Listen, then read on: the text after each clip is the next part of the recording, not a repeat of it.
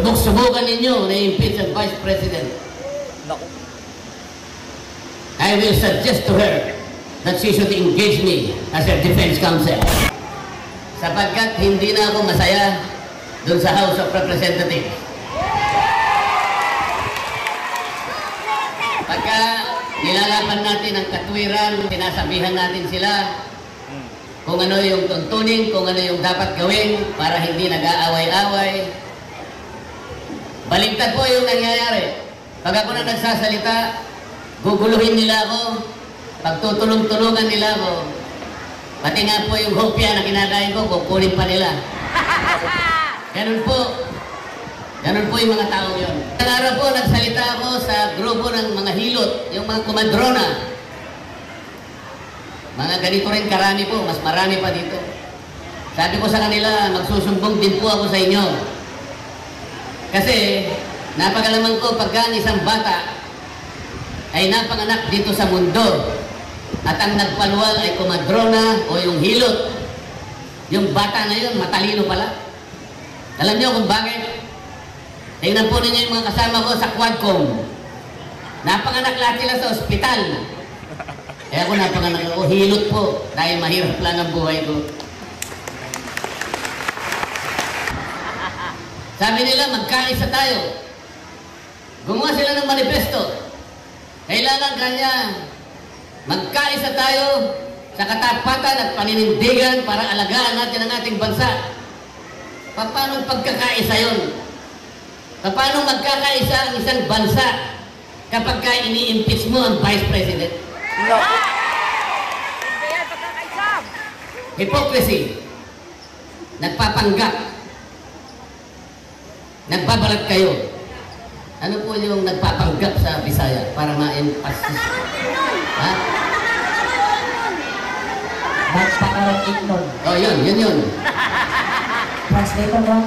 Sabi ko, pagtulungan natin, napakaraming problema ng bansa natin. Ang kuryente, napakataas ang kuryente sa bansang ito. 10 bills, power bills ang ipinail ko. Wala kahit isa ang dininig sa committee. Paano ko puro Quadcom na lang? Lahat ng panahon, lahat ng atensyon binigay lahat sa Quadcom.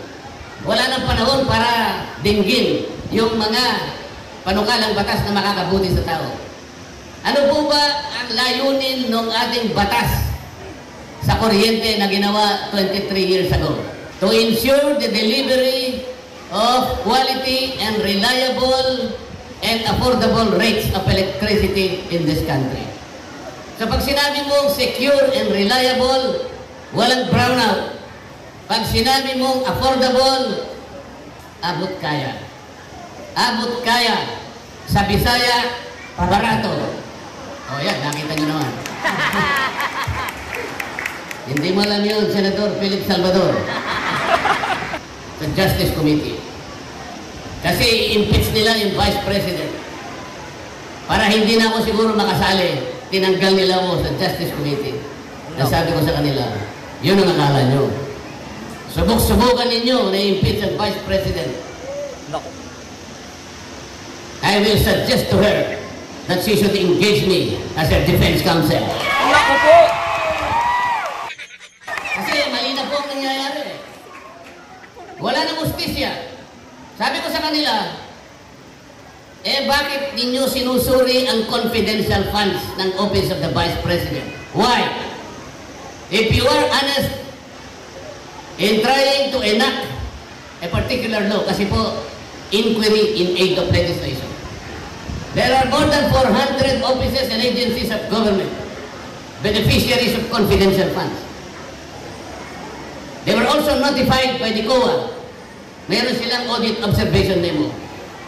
Bakit yung opisina lang ng Vice President ang ating iniimbestigahan kung talagang hindi kayo namumulitika?